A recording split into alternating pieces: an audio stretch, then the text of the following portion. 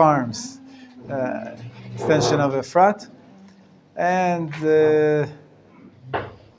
get that Rangers jersey out of my sight there. Sit down like everybody. And the keeper too. New York Rangers he's talking about. It's okay. For a few years, they were not the enemy when they had Messier, and that was a lot of fun. But and Gretzky. But you related to the idea of not winning a cup in a while. Totally. It's a sore point, but that's the way it is. It is what it is. Let's get started. We're learning the laws of Kashrut, and this time we started the laws of Shechita. Last lesson, we're going to continue a little bit. There is a lot of research that's been done on Shechita, as you all know. There are countries around the world where it's illegal because they feel it's inhumane. The research that Rabbi Dr. Levinger did in a book called Shechita and Cruelty to Animals, he claims that Shechita is the best and most humane way of killing an animal with the least amount of pain and suffering. So what happens is, the way he describes it is that the main blood vessel, which takes the blood to the brain, gets cut during the shechita, and if the brain doesn't get any more blood, so then the brain can't receive the sensation of pain. It doesn't get to the membrane around the brain, that's where the pain gets the pain signal gets received, because it doesn't have enough blood and therefore oxygen. And so if the brain's membrane can't receive the pain, then there's no pain. Not only that, he says when the major vein, the blood vessel, is cut, is not painful. Especially when you use a very, very sharp knife, as we're going to talk about, and the movement is very quick, as we're going to talk about as well. So it's almost next to no pain. As a matter of fact, we also lie down the animal before we cut the. 1 second, Moshe. I'll just finish, and then I'll be happy to take your question. Also, the fact that it lies down, it sort of distracts it. Many times we find that the next cow in line is happily munching on its cud, as we spoke about last time, and it doesn't really notice that it's about to be slaughtered. And we'll talk about in a minute that there's a story which seems to contradict that in the Talmud. We'll discuss that. It could also be the reason why there's a difference between slaughtering animals and slaughtering fowl. We're going to see that you have to cut the two main vessels in the neck. I think it's called the trachea and the windpipe and the food pipe. What are they called? Esophagus. The esophagus and the trachea. Those two are you have to cut the majority of both of them for animals, but for fowl, only one of those is critical. We do both, but only one of them is critical for it to be a kosher shechita. And some people explain because their pain receptors, the nervous system, is less developed in fowl, and so they have less pain as it is. So we're more lenient about shechita. And then for fish and the kosher grasshoppers, which we spoke about yesterday, there's no shechita whatsoever because they have even less developed nervous system. And so it could be that making the shechita in the least painful way for the animal is part of the idea. Again, we start, obviously we always start with that this is a mitzvah from God. We don't know why it was given this way, but there is evidence that points in the direction that the issue of causing the least amount of pain possible when you're killing the animal is a rationale which can be explained to be consistent with shechita. Yes, Moshe? So, okay, I'm not really familiar with the actual, the details of how... We're going to go through the details of shechita in just a moment. This was an introduction. The process. The process, exactly. Okay. Coming. Yeah. There's a story about Rabbi Yehuda Nasi, who was sometimes called Judah the Prince. Sorry? What does that mean? He was the governor of the Jews in Babel. Governor of the Jews. That's the best interpretation, translation that I like. And more than, not in Babel. Rabbi Yehuda Nasi was in the land of Israel. Actually, he died and is buried. We have his gravesite in. Was he working for the where is it? In working for some government. Didn't he? In the north. No, the Romans. Didn't he cut the deal with the Romans to take everyone to Yavne? No. That's Rabbi Yochanan ben Zakkai, the first Tana. Rabbi Yehuda is the fifth and last generation of the Tanaim, about 200 years later. Yeah. Rabbi Yehuda Nasi, he is famous for. Relationship with some of the Romans that didn't- He did. Antoninus, they say. They were two of the richest men of the generation. The two people only who had, I think they said, fresh radish all year long. This was the definition of their riches. It was Rabbi Yehuda Nasi and Antoninus, his Roman counterpart, being the Roman governor at the time. So Rabbi Yehuda Nasi is famous for Mishnah.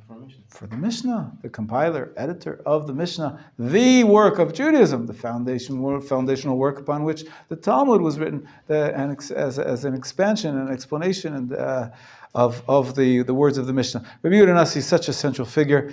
The Talmud relates the following story, that there was once a young calf that was running away from the shochet. And it came to him. That was his job, and so he made it run towards the shochet. And ever since then, he had stomach problems. What? So the Talmud says that there was a calf that was running away from the shochet, and it came to hide under his skirt or whatever it is. And the Rabbi Yehuda Nasi said to this calf, "Go to the shochet. That's what you were made for. This was what God created you for." And the Talmud relates that there was a tremendous uproar in Shemayim, in the heavens, and they were saying that Rabbi Yehuda Nasi is being insensitive, and he was not caring enough, for not showing mercy on this young calf, and therefore he was punished. That he had all sorts of diseases, both in his gum disease, and he also had urinary tract type of infection for a long time. Remember,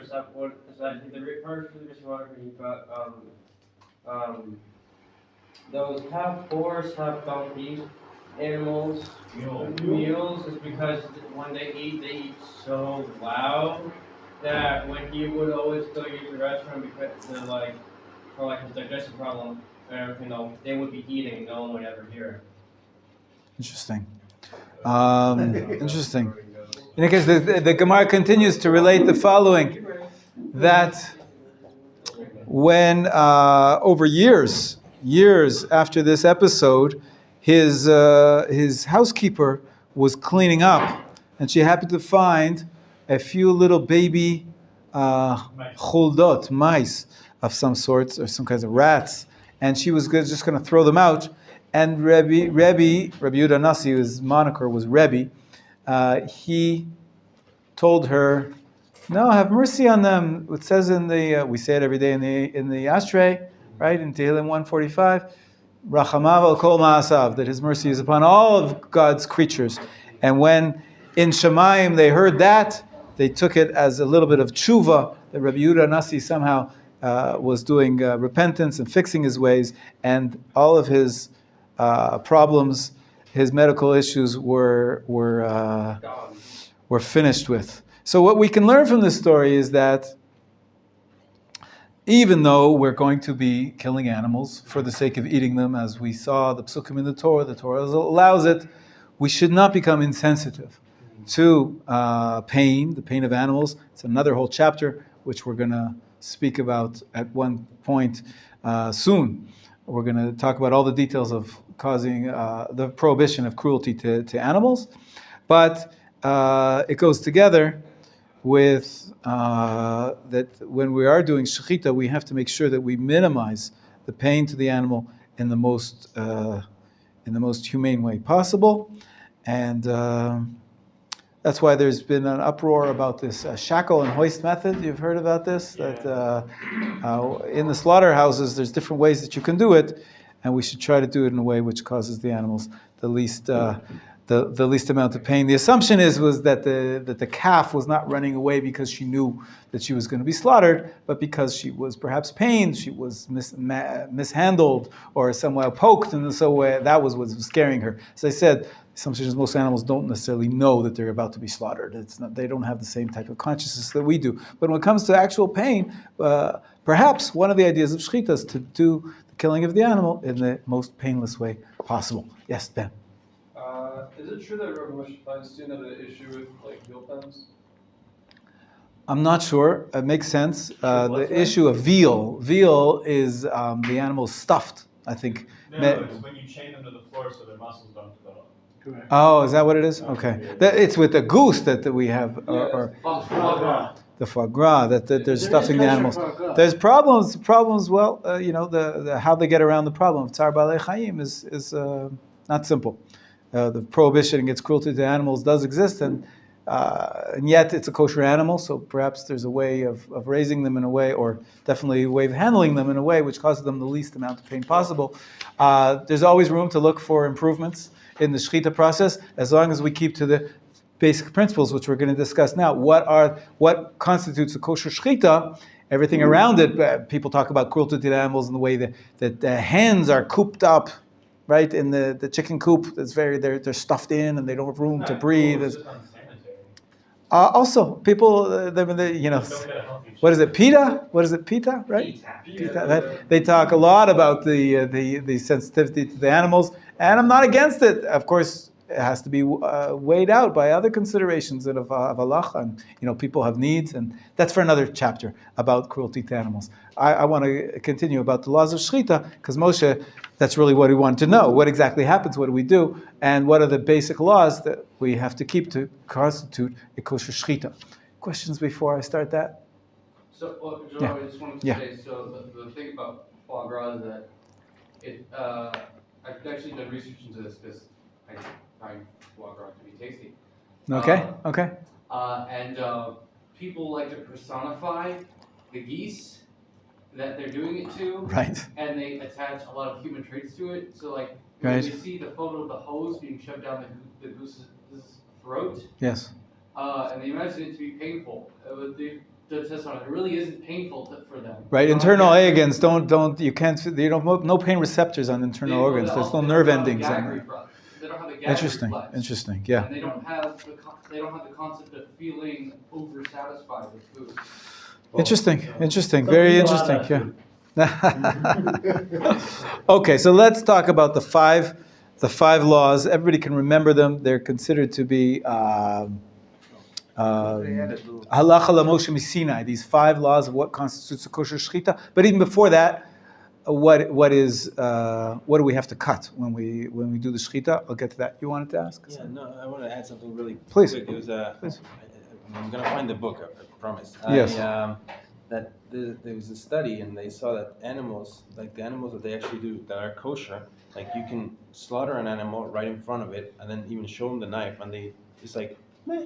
They don't understand what's going on. Exactly, Yeah. but there Right. are other animals like pigs and actually Aha, horses, and aha. they will run away. They got it. They understand saw- more. Interesting. Yeah, maybe that's another reason why these species are kosher animals and not other species. That would But tie I don't into know. perfectly with that conversation that we had. We had yesterday, yeah. The animals that are kosher are essentially in the natural Not prey predators prey and, yeah. animals. They, Yeah, there's wisdom there. Interesting. you Interesting. You wake up in the morning and you say to your mom, a zebra, so what do we do with life? Well, see those guys, we're here to feed them. So it's that same Rabbi Yehuda Nasi. It's very interesting. Rabbi Yehuda Nasi. Zebra on the savannah. What do you do? We just learned it in our Gemara here. David, if you remember, we learned this in our Gemara here. The Rabbi Yehuda Nasi, he gave some tips to his children before he died. A really strange collection of eclectic tips. One of the things he told them to be careful about was that when you do the shechita, as I said, you have 2, the windpipe and the esophagus have to be cut. The majority of them have to be cut. But Rabbi Yehuda Nasi said, whenever you do shechita, also make sure that you get the blood vessels. Perhaps in putting in the context of the story we just told about him, maybe he was doing that out of concern for the pain of the animal, that all the blood should run out quickly so that the animal doesn't suffer. In any case, that is the common custom, that in order to try to avoid pain to the animal, we cut not only the two, it's called the kaneh and the veshet, the trachea and the esophagus, also the windpipe and the food pipe, but which essentially food and air for breathing, that's what gives you life. Cut off those, that's the end of life. Those have to be cut, but also we cut off the major arteries and veins, which are there in the neck. We're going to talk about that exactly where, and that's essentially what shechita is that you cut off these two pipes together with the veins next to them. And if you didn't do that properly, in a kosher way, it becomes, what is the term we used yesterday? Nevela, actually. Nevela. A non-kosher shechita is called nevela. The trachea was when the animal is going to die. It's still not kosher, but it's a different type of invalidation of the animal, nothing to do with whether it was a kosher shechita or not. That's what's called the trachea. And it was nevela as a non-kosher shechita, not if it didn't have a kosher shechita. Okay, what are the 5 halacha l'Moshe Sinai's 5 rules of shechita? Number 1 is shehiyah. Who can write it on the board for me? Try to spell it out. You're a teacher as well, from teacher to teacher. You know what it's like. So try to write big letters in English. What's it called? Shehiyah. You can just try to spell it out based on the way I pronounce it. Shehiyah. That means that shehiyah means to wait. You cannot wait in the middle of the cutting of the windpipe and the esophagus. You have to do it in one shot. The question is how long a delay is considered to be a delay. We're Machon Meir, we try to do it all in one slice. We'll talk about the slice, exactly how it's done in a minute. But it could be less than a second. So we don't allow any delays within the slice. That's shehiyah. Second halacha l'Moshe Sinai is called darsa. Darsa means pushing down. You're not allowed to use the force of your muscles, pressure, pushing down on the pipes. You let the sharpness of the knife do the cutting, and therefore you have to have a back and forth motion. That the sharpness of the knife is what's doing the cutting, not that you can take a dull knife. If you push it hard enough down, it'll cut. You can cut with anything if you push hard enough. So we want that the cutting should not be from pushing, but from a cutting motion. That's called darsa. Ideally, we try, they say, the halacha talks about if the knife is very long, then you can with one motion, you can go even in one direction. If it's like the length of the knife is double the length of the neck, so then you can the sharpness of the knife will cut through even without any need for pushing down whatsoever. On the other hand, the halacha says it's best to go backwards and forwards, so we do both. We have a nice long shechita knife, and we do a quick motion of back and forth. And that's make sure that we stay away from halacha number 2, prohibition number 2. That it's not allowed to shechita, cannot be with any delay, shehiyah, and it cannot be with any force, pressure. That's darsa. Question? Would it be correct to understand what you just said as like the knife can't be serrated? Absolutely. Okay. Correct. It definitely cannot be serrated. How do you spell shechia in Hebrew, and how do you spell darsa in Hebrew? Sure, no problem. I'll put it on the board with my arms. David, you ready? Yes. Shin Hey Yud Hey. Shehiyah. You can put 2 yuds in the middle if you like. That's if you're writing without nikudot. Sometimes we add an extra yud to make it clear. But in this case, Shin Hey Yud Hey or Shin Hey Yud Yud Hey. That's Shehiyah. Darsa Dalid Reish Samich Hey. Got that? Dalid Reish Samech Hey. Darsa. Darsa. Dorsa. Pressure. Pressure. You can't. Dalid Reish Samech Hey. Ah. Darsa. Yeah. Without the H. Correct. Wait, Thanks, you- David. Wait, Rabbi Weinberg. Yes. You can't pressure the animal? Correct. It has to be the sharpness of the knife that makes the cut, not the pressure. Number 3, you guys are going to have to know them off by heart. It's very easy. You're going to put up your fingers. 1, 2, 3, 4, 5. Right? Shiyat, Darsa. Chalda is the next. Chalda. Chet Lamed Daled Hey. Comes from the word chulda. Fascinating. The same rat that was in the story of Rabbi Yehuda and his maidservants. What does rats have to do with shechita? It is the problem that sometimes you want to get the knife inside the body before you actually do the shechita, like puncturing, like poking it, and it's a real problem. Sometimes they do that because the hair is so thick. You have the thick wool on a sheep, for example, and it has wool. So you don't want to get to the right place. So you sort of stick the knife in. You might be by accident actually puncture the skin before you actually get ready to do the shechita. So that invalidates the shechita. So many times that's why they shave the animal's hair, the fur, where they're going to do the shechita, so they don't get a problem of chalda. Okay? So what's called that? Chalda is puncturing into the neck before you actually do the shechita. That invalidates the shechita. I guess the literal translation of chalda would be burrowing, like a rat burrows, I guess, from the word choled v'hachbar. The Torah says different forms of rats. One of them is called a choled. Hulda was a prophetess. Funny. One of the names of the prophetesses we have had a funny name called Hulda. You've been to, I think there's the Hulda gate in the old city. So there's a gate named after Hulda the prophetess. But anyways, it also means rat. And in this kind of context, it means puncture or, The next, number 4. Ready? Number 4, hagrama.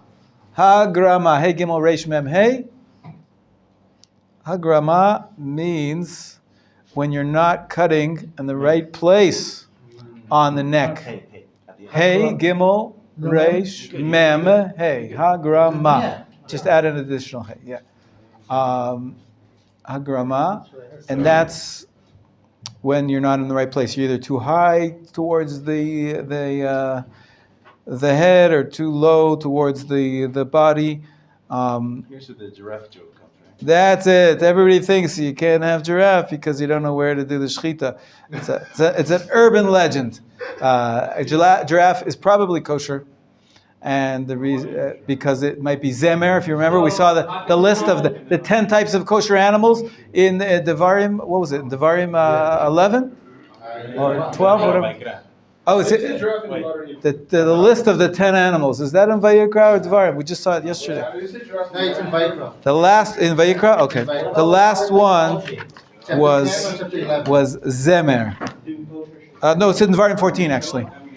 The list is in Devarim 14, verse 5. The last one is zemer. Most commentators explain that zemer is a giraffe. Giraffe is actually one of the kosher animals. We don't do that because they'd kill us in the zoo. They wouldn't let us in, and it's a protected animal. I believe, at least in these parts. Zayn I don't know. In that case, wouldn't the camel Number 5 is not zemer. That's just the name of the. That's the name of the giraffe. Hagrama. The last one is called ikur. Ikur. Ikur. Ayin Yud Kuf Vav Reish. And there's 2 interpretations of what that means. Sometimes it means that when you're using a not sharp enough knife, there will be holes that are made in the trachea or the esophagus as you're doing the shechita. So you're sort of like mangling it. And the other interpretation is that the esophagus or the trachea move from the throat area where they should be, and you cut them elsewhere when they're moved away, and that is a problem called ikur. That's the 5 halachas of Right slice, wrong location? right holes in the pipes or pipes moved away from their place. Or Okay. use of unsharpened knives. Well, there's two reasons. There's two problems that can be caused by an unsharp knife. Number one is the problem of darsa. If it's not sharp enough, it'll cause you to push down and make pressure. And number 5, according to the one interpretation, it could cause holes in the trachea or the esophagus. The issue of Beit Yosef or no? Beit Yosef is the... No, none of these. These are universal. We to avoid any problems of hagrama, we always do the shechita in the middle of the throat area, and one other. So these are the 5 halachos. Everybody remember them? Shehiyah, darsa, chalda. Usually that's the way it's pronounced. Hagrama and ikur. Ikur is moving when the pipes move out of their place or when they get ruptured in some way. And in order to, avoid such problems, we make sure that the shechita always happens from the throat side, not from the neck side. From the neck side, you're going to encounter the bones first, and that may ruin your knife, and that makes it totally invalid. Shechita has to be coming from the throat. I don't like to make the motions on my throat. I don't like that. But you know what I mean, though. From the neck is not kosher. From the throat area is the way it must be. And there's a problem with the turkey and with the dove. We spoke about that. Those are kosher birds yesterday. That their windpipe actually is not directly in the middle. It's actually on the side. So to avoid any problems, because then you might cut the vertebrae first, or not the vertebrae, but the bony parts first. So usually they hold them so that the windpipe is in the middle before they do the shechita. Yes, Ben. Did you know that Sikhs they do is they just shechita from here? I didn't know that. Yeah, they interesting. behead the entire animal. Wow. Would that theoretically be kosher? Not at all. Not theoretically, not practically. That goes against everything which we've been saying the whole class. Right? Could you, if you put them like you can't take a knife and hack it.